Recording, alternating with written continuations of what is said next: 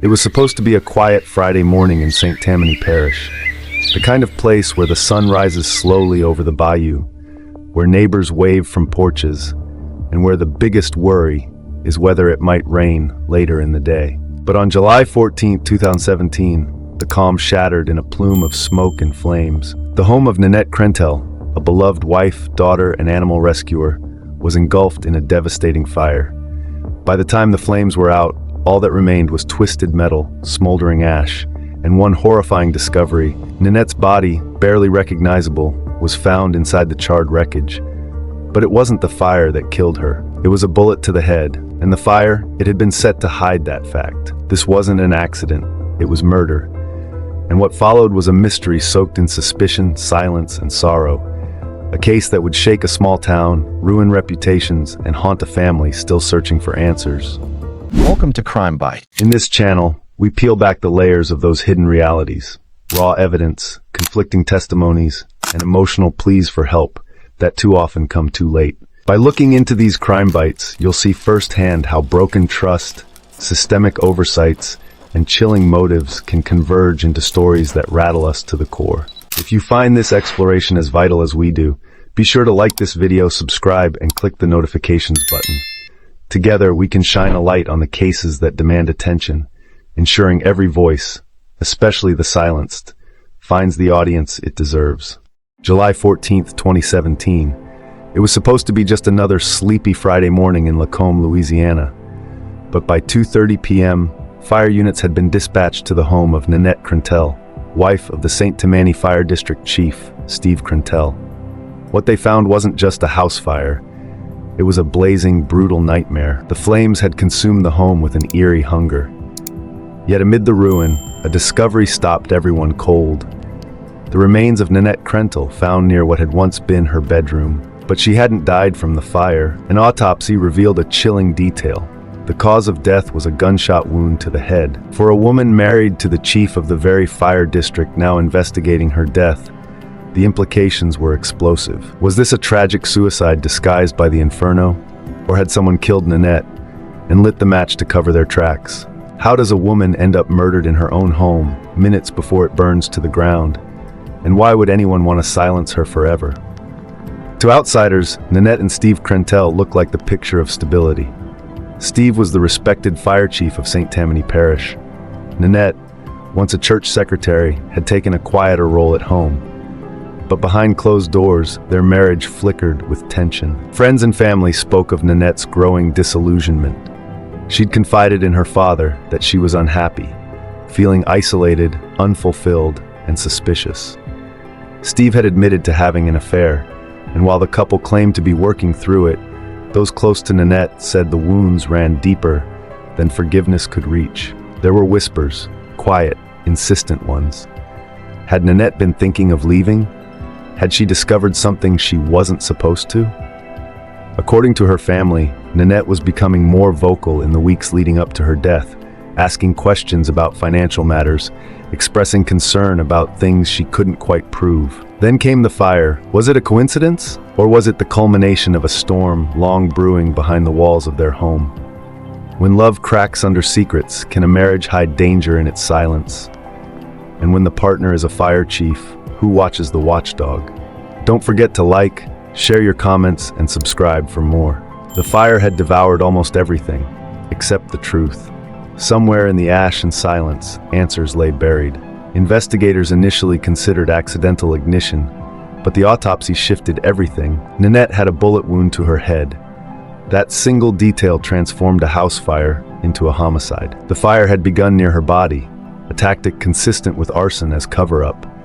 But the fire pattern was inconsistent with a typical house fire. It was too hot, too fast, too precise. It was as if someone wanted everything gone. Adding to the confusion was the absence of a gun near her body. If this were suicide, where was the weapon? No gun was found. Also missing? Her phone, her jewelry, her wedding ring. Detectives recovered a few shell casings, but any chance of retrieving prints or gunshot residue had been erased by the flames. Then came another twist. One of the family's security cameras had been turned off just days before the fire. Whether that was coincidental or intentional remained unknown. Can a fire erase the truth? or simply bury it deeper? And if this was murder, how close was the killer to home? Nanette's father, Dan Watson, was not a man easily shaken. But when he got the call that his daughter was dead, first described as a house fire, then later revealed as a gunshot wound, his world cracked open. He didn't believe she killed herself. Not for a second. Dan had spoken to Nanette just days before the fire. She was planning a trip, reconnecting with family, talking about gardening and renovations. There was no sign of despair, only a woman trying to find clarity in her life. He became the most vocal advocate for truth, and he didn't shy away from naming who he thought might be responsible, or at least who should be investigated harder. Steve Krentel. Dan didn't accuse him directly, but he raised red flags. Why were Nanette's suspicions growing before her death? Why was she tracking financial documents? Why wasn't her husband home the day the fire started? He pressured law enforcement, contacted the media, and held prayer vigils for his daughter. While the fire department offered condolences, Dan felt more questions than answers. Like, share, and comment below. What would you do if you suspected your child was murdered, and the answers lay buried beneath a badge? In the days after Nanette's death, Chief Steve Krentel publicly mourned his wife. He appeared devastated, dazed even. As he addressed the media, he spoke of loss, of confusion, of wanting justice. But behind the scenes, the questions about Steve only grew louder. He confirmed the affair, something Nanette had confided to her father and close friends. He claimed they were reconciling, that they were rebuilding. He admitted to being at a fire supply store when the blaze started. Surveillance footage placed him there, but for some, the emotional distance in his responses felt off, too rehearsed, too clean. And then there was the matter of access. As fire chief, Steve would have understood how fires worked, how they destroyed evidence, how to stage a scene. No charges were ever brought against him. Police said there wasn't enough evidence to pursue a suspect. But whispers rippled through Lacombe. His silence became its own mystery. Can a man sworn to protect his community be blind to the danger inside his own home? Or was he just hiding in plain sight? Lacombe isn't a large town. People talk. And as the weeks turned into months, silence became unbearable. Locals remembered Nanette not as a tragic headline, but as a friend, a neighbor, a woman with a gentle voice and kind eyes. She volunteered at church, helped with local events, and always had a warm smile. Her death didn't just shake her family, it fractured the heart of the entire community. But grief slowly gave way to frustration. People wanted answers. Why was there no arrest? Why had the investigation stalled? Why was her husband, the top fire official, not being more vocal in pushing for the truth? Conspiracy theories spiraled. Some said the scene was too clean. Others claimed people were protecting their own. The fact that Steve Krentel worked closely with local law enforcement only fueled suspicion. Even more troubling, other whistleblowers within the department began leaking internal concerns. One firefighter anonymously told reporters, "Things don't add up." Trust in the system began to erode. Share your opinions in the comment section. When justice stalls, do ordinary people have the power to reignite the flame?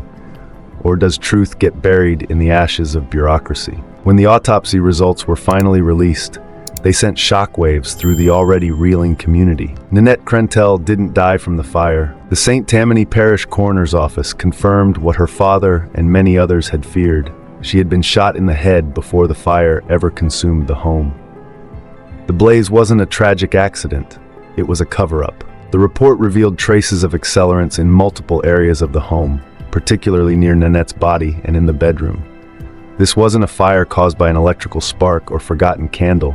It was intentional, targeted, coordinated. For many, the autopsy was the smoking gun, yet still, no one was arrested. Even more troubling, details about the type of bullet or caliber of weapon used were not publicly disclosed, citing ongoing investigation.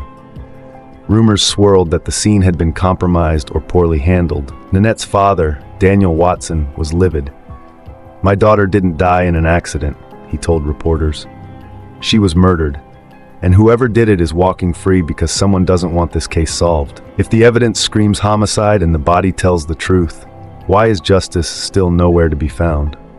From the very beginning, Nanette's family refused to accept silence as closure. Her father, Daniel Watson, became the face and voice of the push for justice.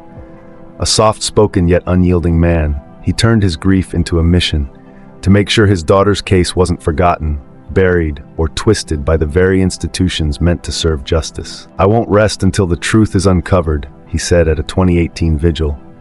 And he meant it. Frustrated with slow responses, he pushed for the FBI to get involved. He wrote letters, filed public records requests, sat through interviews, made media appearances. He pleaded with the public, "If anyone knows anything, please come forward. I'm not interested in vengeance. I'm interested in the truth." The family also raised concerns that Nanette had voiced fears before her death, that she believed she was being watched, that someone had tampered with her home's security cameras, that she was afraid, and still after years, no arrests, no new updates, only heartbreak that lingered like smoke in their lungs. When the justice system stalls, what does it take for a grieving family to become investigators themselves? As independent investigators reviewed the case, questions mounted. Several details didn't add up. Why were key items inside the home, including electronics and surveillance, either missing or destroyed beyond analysis? Why had it taken so long to process the scene, considering it was the fire chief's residence? Why were family concerns about potential threats dismissed by authorities? Private experts suggested multiple points of entry could have been exploited. Some even questioned if the crime had been committed by someone known to Nanette, someone she might have trusted enough to let inside. Even more unsettling, multiple reports surfaced that other women in the area had expressed fear about a stalker or threatening behavior. Were these isolated or part of a broader pattern being overlooked? And then there was the fact that Nanette had been trying to expose mismanagement and misuse of resources in the fire department.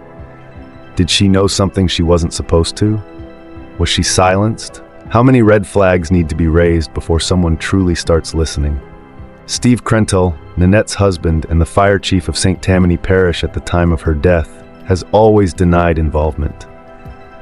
He admitted they were having marital problems, but insisted he loved Nanette deeply and had nothing to do with the fire or the murder. He was cleared by local authorities early in the investigation, yet suspicion clings to him in whispers, internet forums, and living rooms across Louisiana. He eventually resigned from his post, citing personal grief and the toll of the ongoing scrutiny. But even now, years later, no one else has been named a suspect. No charges, no real movement. Only echoes. Today, Nanette's case remains open, but cold. Each year, the anniversary of her death brings new articles, new vigils, new frustrations. The community wants closure. Her family needs answers. But so far, the silence remains louder than truth. Nanette Krentel was more than a victim. She was a woman who loved fiercely, spoke up when things were wrong, and never deserved what happened to her. If you believe that silence is not justice, if you believe that cold cases deserve warm hearts to keep them alive, then say her name. Nanette Krentel. Like this video to demand renewed attention to Nanette's case. Comment your thoughts. What do you believe happened in that house? Subscribe and tap the bell to hear more stories where justice still waits in the shadows.